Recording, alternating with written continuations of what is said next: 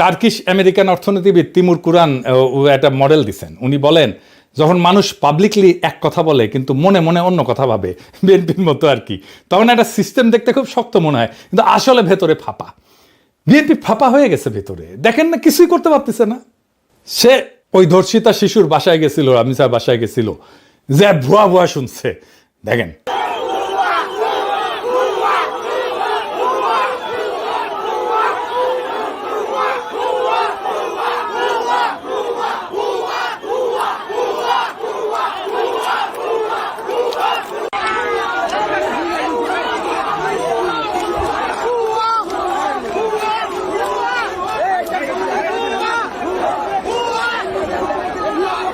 এতগুলো মন্ত্রী, এতগুলো জাদ্রেল মন্ত্রী, আইন মন্ত্রী, স্বরাষ্ট্রমন্ত্রী, ক্রীড়ামন্ত্রী ভুয়া শুনতেছে।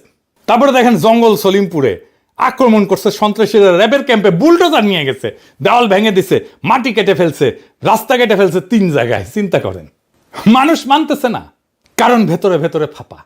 কোনো ছোট ঘটনা ট্রিগার করলে পুরা সিস্টেম তাসের ঘরের মতো পইরা যায়। 1989-এ পূর্ব ইউরোপে এটা ঘটছিল, 2024-এ বাংলাদেশে এটাই ঘটছে। বিএনপি রেজিমও একই জিনিস ঘটবে। আমেরিকান সমাজবিজ্ঞানী মার্ক গ্র্যানোভেটার আর একটা কথা বলছিলেন, প্রত্যেকটা মানুষের একটা থ্রেশহোল্ড আছে, মানে কতজন আগে নামলে সে নামবে। আগে বাংলাদেশের তরুণদের থ্রেশহোল্ড ছিল অনেক উঁচু, অনেক ভয়, অনেক শঙ্কা, অনেক বিপদ। এখন অনেক কম, কারণ তারা একবার নামছে এবং জিতছে।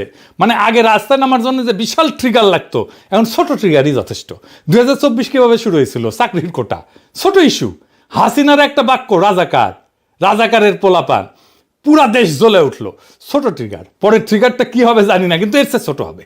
হইতে পারে একজন তরুণের পুলিশের হাতে মৃত্যু, হইতে পারে একটা ভাইরাল ভিডিও, হইতে পারে ভারতের সাথে নতুন চুক্তি, হইতে পারে কোনো মন্ত্রীর একটা বেফাস মন্তব্য। বাংলাদেশ এখন প্রত্যেক দিন 100টা সম্ভাব্য ট্রিগারের মধ্যে দিয়ে হাঁটতেছে। কোনো একটা ক্লিক করবেই, আপনি লিখে রাখতে পারেন। বাংলাদেশের তরুণদের শরীর এখন 3টা জিনিস একসাথে আছে। প্রথম জিনিস, 75 বছরের ট্রেনিং আছে, 52 থেকে 2024, শরীর থেকে শরীরে যেটা ট্রান্সমিটেড হয়েছে, এই কোড মোছা যাবে না। দ্বিতীয় জিনিস, জয়ের স্মৃতি।